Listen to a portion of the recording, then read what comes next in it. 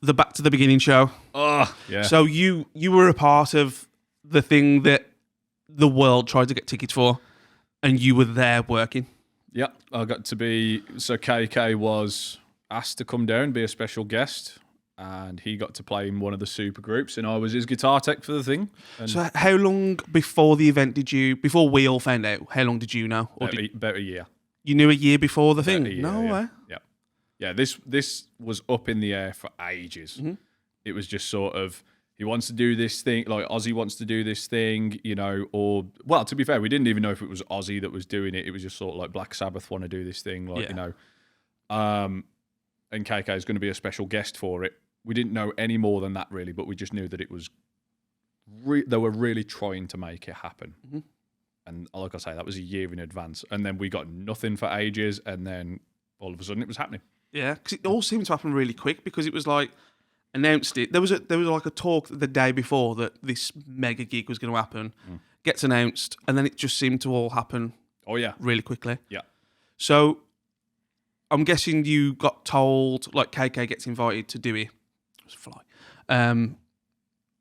How do they figure out it? Like, when does his involvement become? Because I suppose it could have been anything. So where did he get figured out into the supergroup and what he was playing?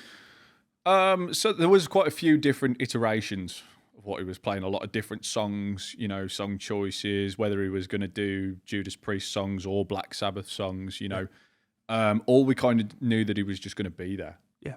So all these different ideas kept getting thrown backwards and forwards. I was making him demo tapes sort of thing to jam along to. Mm-hmm. So there were a few different songs, and while he could have just gone and practiced to those on YouTube sort of thing, I wanted to give him something that it was like, if he wanted to practice with the guitars, he could have those on, or he could mute them, or he could mute the vocals off, or increase, decrease the tempo, sort of thing. Just a full palette to practice with. Yeah.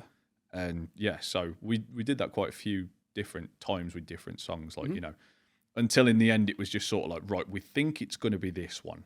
It could still change, but and that was months in advance, sort of thing, So how many songs did he do in the end? He did 2 songs in the end. He did Breaking the Law. Breaking the Law. And what was the other one? Snowblind. Ah, okay. Because I did watch it, but it's been so long now. Yeah. It feels like ages ago, and there was that many different performances from it. Yeah. I forget who's done what. Yeah. Okay. So in the build-up then, so you had the pre-production, do you have rehearsals with the project? Yeah, so for the most part, on the build-up, it was just about making sure that we had a rig ready to go, because all his gear's still in KK's Priest touring mode sort of thing, so I had to disassemble a few things and basically build him a small, 6U rack full of gear, so we were batting things backwards and forwards like that, building tones and all that sort of stuff, trying to get quite close to how KK would play a Black Sabbath song, sort of thing,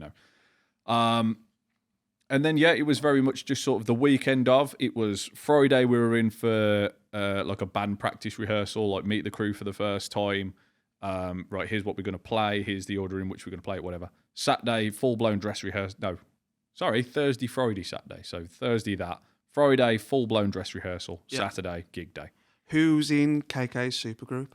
So KK's supergroup consisted of, there was Danny Carey from Tool, Adam Jones from Tool, also Tom Morello, Rudy Sarzo on the bass. Yeah, which is the original Ozzy solo bass player. Yeah, and what's his fucking name? Smashing Pumpkins vocalist. Oh, yeah.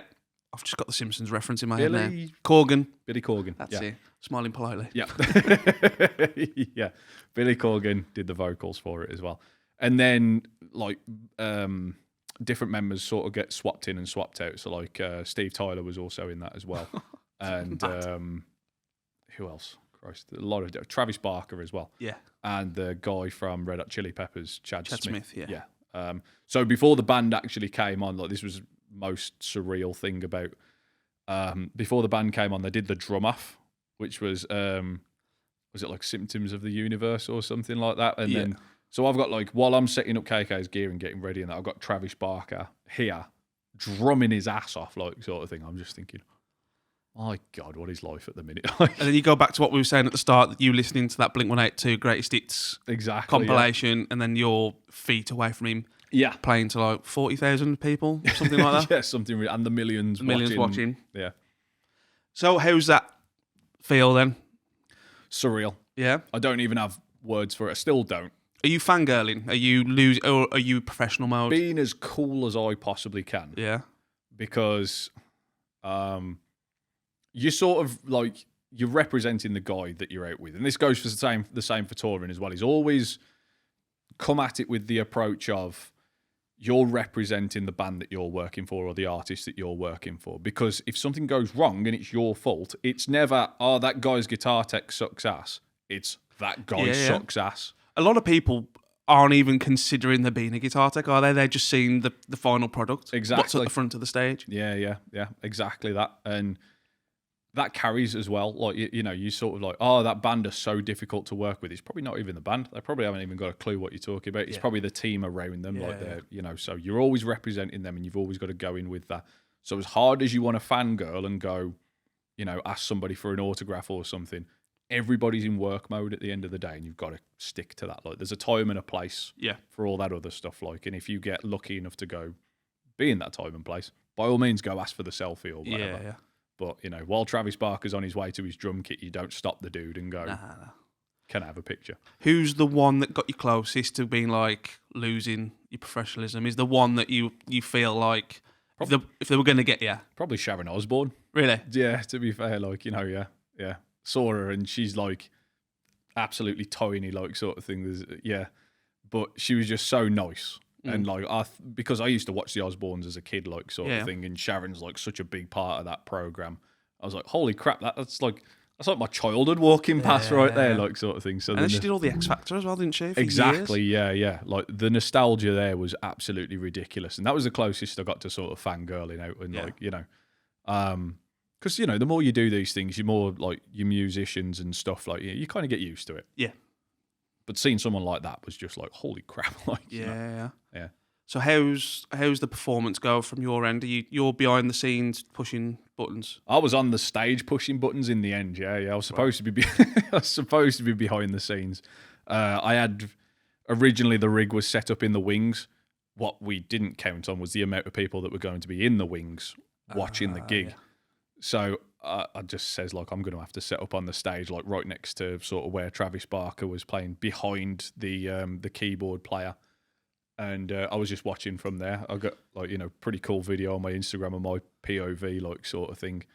And yeah, so I'm just looking out into the crowd, just watching. And it's a revolving stage, isn't it? Yeah, that's right. So there's a band performing to the crowd, and behind that, the band's the people are setting up for the next act. Exactly. Is that right? So exactly. So before the act on before you, were you behind there? Yep. Getting everything ready. Yep. Exactly. That's exactly right. Just setting everything up. You know, couple of guitar cabs, rig here, sort of thing. You know, tuning up the guitars, trying to get my power sorted, making sure that we got mics going to the cabs, all that.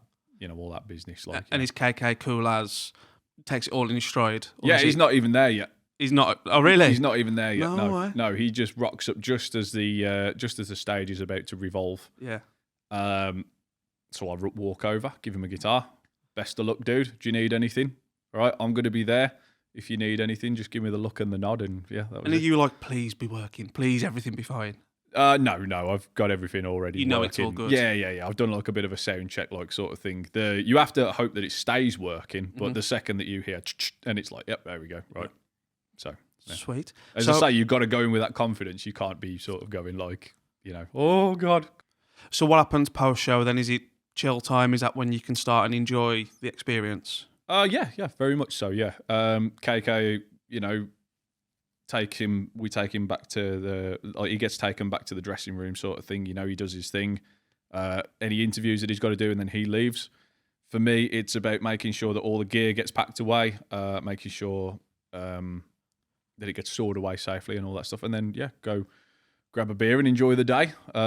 Spend a lot of time backstage, so we get to meet like quite a few people. I got to meet the guys from Gojira. Tim Howley from Fit for an Autopsy was there as well, so I got to talk to him. Bumped into Kirk Hammett as well. That was random. Yeah, gave him a guitar pick. because apparently he was hanging out with KK and asked him for a guitar pick, like sort of thing. Was like, I really want a guitar pick, and like KK's like, I've got none. If you bump into my guitar tech, like, so I got a heads up about that. Yeah. And so I went and found him, like, just on the side over there. I was just like, Kirk, there you go, dude. I was like, Mad. yeah. So just little surreal experiences all through the day like that. Then just when you think things couldn't get any crazier, it gets like so much more crazy, like, And was it as special as it seemed, the whole event, like being able to watch it as a spectator as well? Oh yeah. Like there was an energy there that day, and when he got up, and there's a couple of moments really that nearly broke me. And I'm not like really an emotional person when it comes to music, like same with films, all that sort of stuff. Youngblood doing Changes, I nearly cried. And Mama, I'm Coming Home. When he did that whole stadium turned into some ball of energy, and I was just like it was overwhelming, like, sort of thing. And I had to go take a minute after the fact, like, just to go, like,